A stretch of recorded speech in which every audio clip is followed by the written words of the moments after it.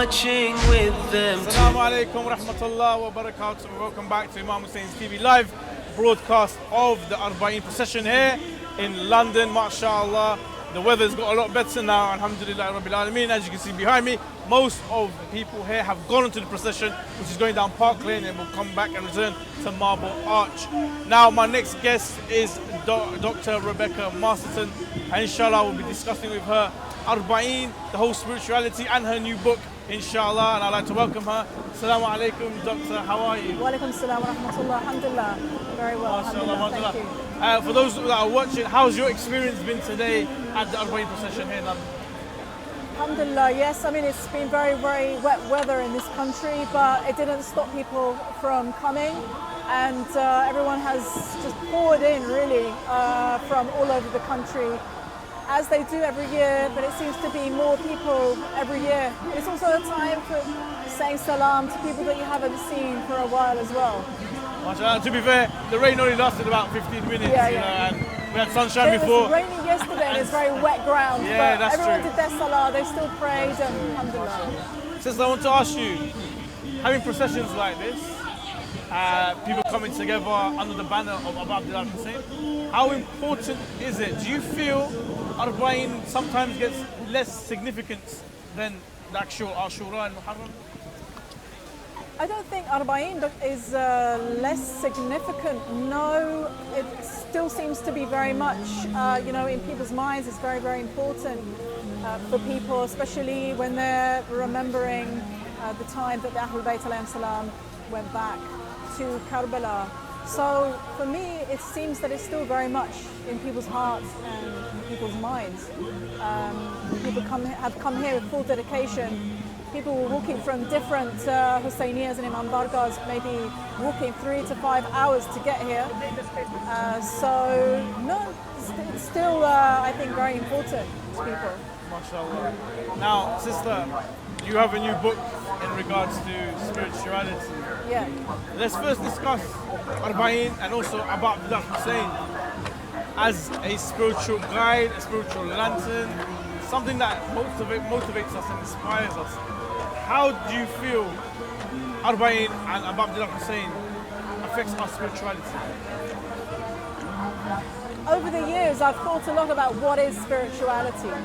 So sometimes people have a romantic idea of spirituality, and they have this idea that, you know, we have to know all the details about the states and stations and read a lot of books, and we're going to kind of ascend towards Allah and have different visions and this kind of thing. But this is very influenced by Platonism, this kind of spirituality. What we learn from Imam Hussein alayhi salam is that spirituality is about confronting the ugliness of the world. So you can't really be a spiritual person if you don't have courage. You know, a man cannot really be a spiritual person if he cannot ideally ride a horse and use a bow and arrow or engage in combat. So it's not this kind of like I'm withdrawing into myself and I'm doing lots of dhikr and I'm engaging in special practices and I'm going to have ma'rifah. It's a part, we have to confront corruption. That's the message that Imam Hussein alayhi salam gave. This is what spirituality is. It's confronting ugliness and darkness and corruption. Excellent. We're going to take a short break. We're going to go to Yasir, inshallah. But join us as we continue our discussion after we have a small report from Yasir.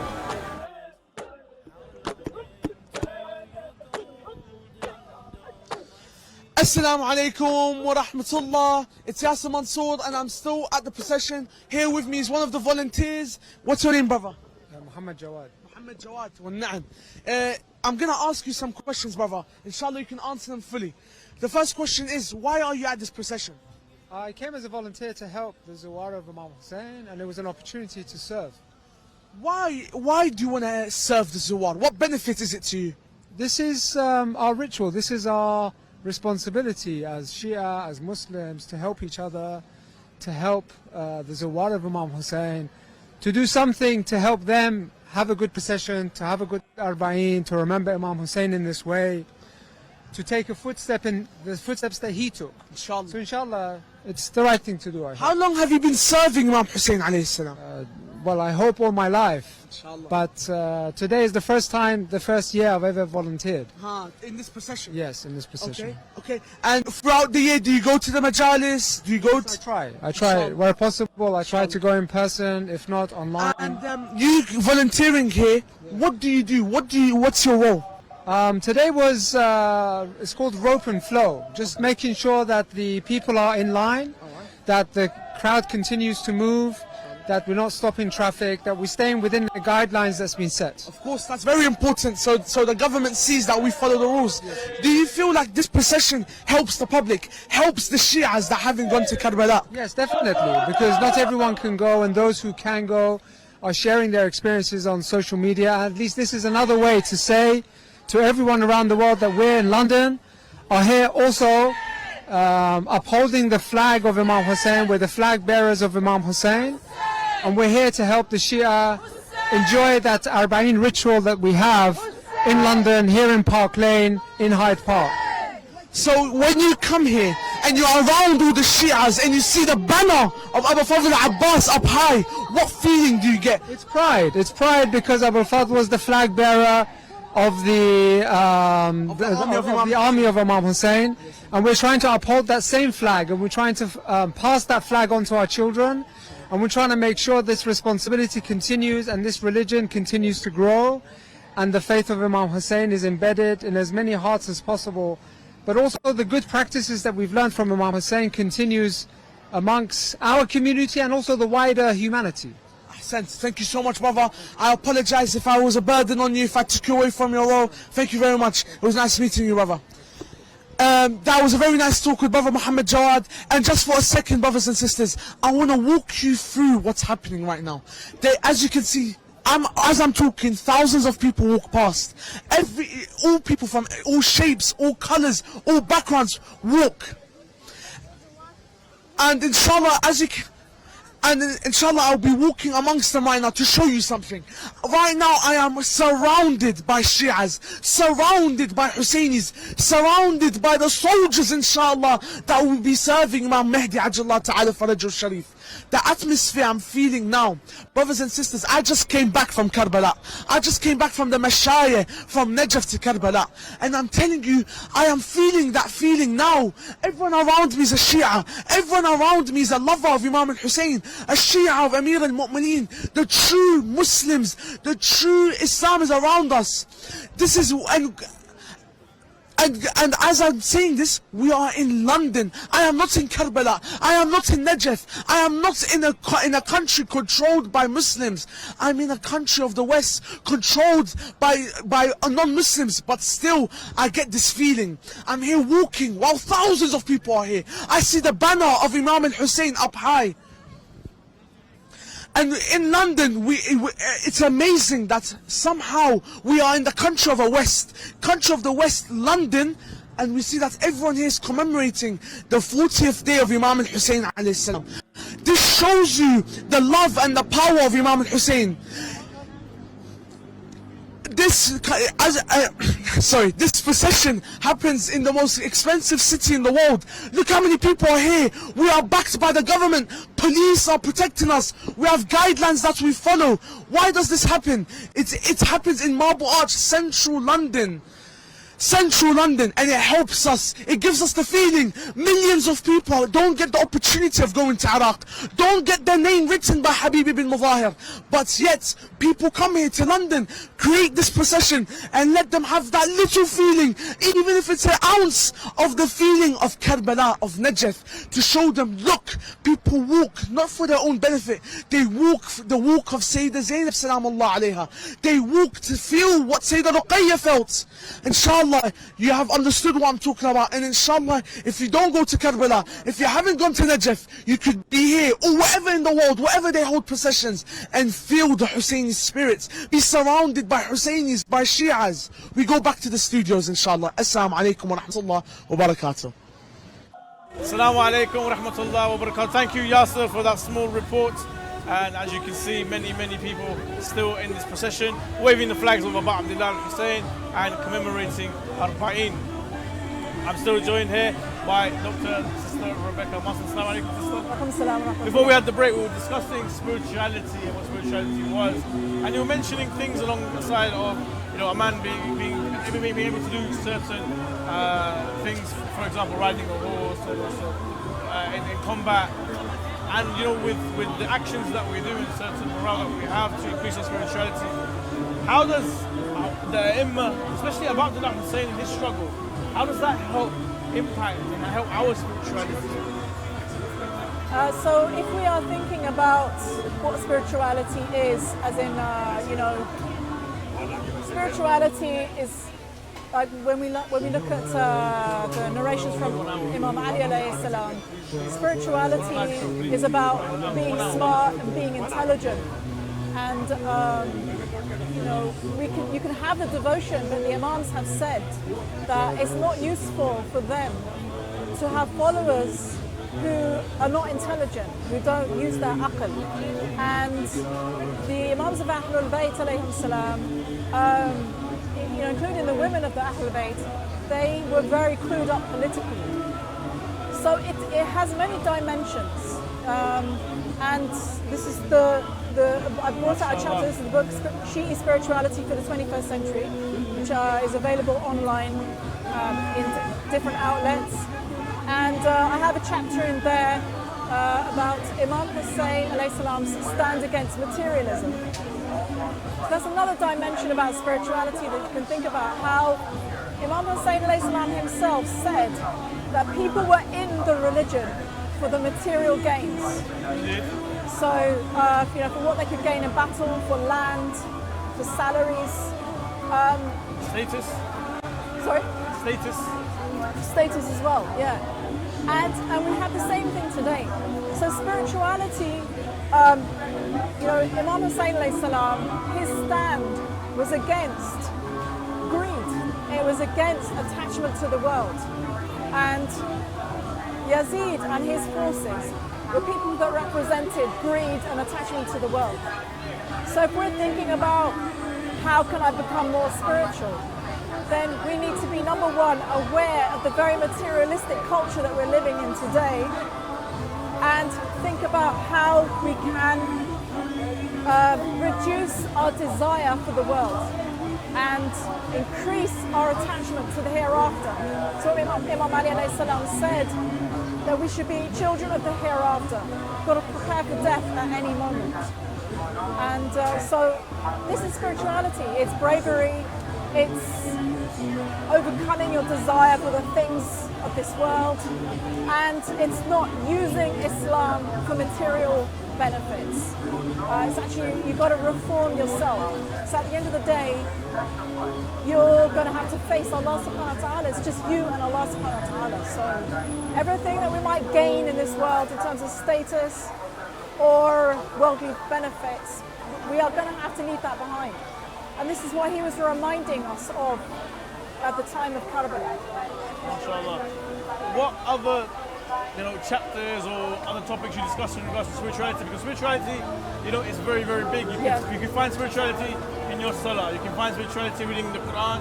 You can find spirituality in aqaid, in history. There's so many vast avenues of spirituality. Which ones do you discuss in your book, or a couple of points? So my main focus is on where we are at in the 21st century. So I tend to do a kind of an overview of how society's become really, really secular, and how the age that we're living in, what is there left of the prophetic tradition? In a way, we are living in an age where the prophetic tradition, there's a lot of people converting to Islam, but at the same time, the prophetic tradition is under attack. We have traces left. So I try to think about our practical situation in this day and age, and facing the things that we're seeing in media, when we see addiction and drugs and this kind of thing, when we see like social corruption, and what we should do about it. So I've organised it in terms of, first of all, Tawheed, transforming our way of being. Zod in the life of Imam Ali alayhi salam, looking at asceticism, and then looking at Sayyidah Zainab, and finally looking at Imam Jafar al-Sadiq alayhi salam, what he said about the aql. MashaAllah. We're going to take a short break over to Yasser, inshallah. Assalamu alaikum wa rahmatullahi wa barakatuh. I'm Yasser Mansour, and with me here is Muhammad Zain, a volunteer that comes here to help the procession. Assalamu alaikum, brother. Alaikum assalam. Brother, I want to ask you simple questions. First, why do you come here to serve? Why do you come here to volunteer and help random people? Of course, this is a blessed opportunity. Any opportunity that we get to serve Imam Hussein, we should take regardless of where it is. If you can get there, go there and help. The rewards are uncountable. And of course, if you lead by example, others will follow suit. And it shows even non-Muslims, other people in different set, look, these guys have come here, they're giving up their time, taking their time to come here, and you know. And when you come here, how does it benefit you? Do you feel like you're getting anything out of it? Of course, it gives you a spiritual boost. Definitely. So you don't come here for the worldly desires, you come here for that spiritual boost? Of course, like people go to Iraq, go to Karbala, they do the walk, they have majlis here, everywhere, all around the world, all the zawars of Imam Hussein. They do it for the spiritual boost and for the love. They don't expect anything physical in return or any worldly desire in return. Sorry brother to cut you off, have you been to Karbala before? I have, yes. I have. To the Arbaeen?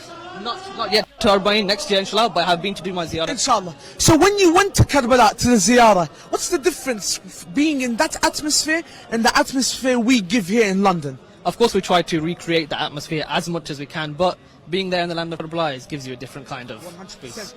Do you feel like a non-Muslim seeing this procession, it will show him what Imam Hussein means to us? Yes, of course, seeing this procession, I've had already a couple of people ask me today what it's all about, and if you're given the opportunity, you get to tell them everything about Imam Hussein, and they understand.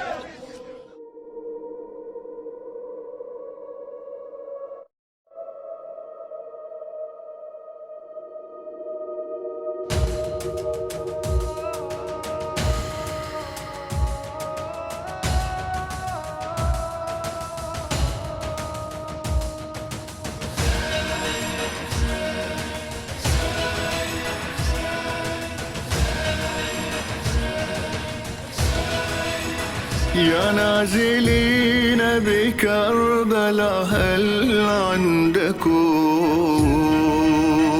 خبر بقتلانا وما أعلامها ما حال جثة ميت في أرضكم. He's here, as you know, with live shows, especially that outdoors, outside the studio. Things can get very, very difficult, and we do apologise for that. But I'm still here with Dr. Rebecca Masterson. Assalamu alaikum, Doctor. Let's continue our discussion, Doctor. And you're discussing spirituality. What are, in your opinion, based on your book, the best ways to improve our spirituality? To gain knowledge in terms of not just knowledge of the self. So often when you're talking about what is spirituality, we think about it in terms of reflecting upon our own strengths and weaknesses and reforming ourselves. That's one aspect of it. So you need to do self-reform, reflecting upon your own character. But you also need to be educated. And we need to be educated about the context in which we're living. What is the situation of the world today? What are the conditions of the world today? We have a lot of corruption going on in the world. Do we have the know-how of how to combat that corruption? So we need to just educate ourselves and make an effort to study. We all need to improve our languages, obviously, to study the texts, the Arabic and Persian. We need to improve that to understand the text better, and we need to just try to observe any potential hypocrisy within ourselves, because we can all be hypocritical even if we don't mean to be. So sometimes you can see something in someone else that you don't like, but you might have that quality within yourself. So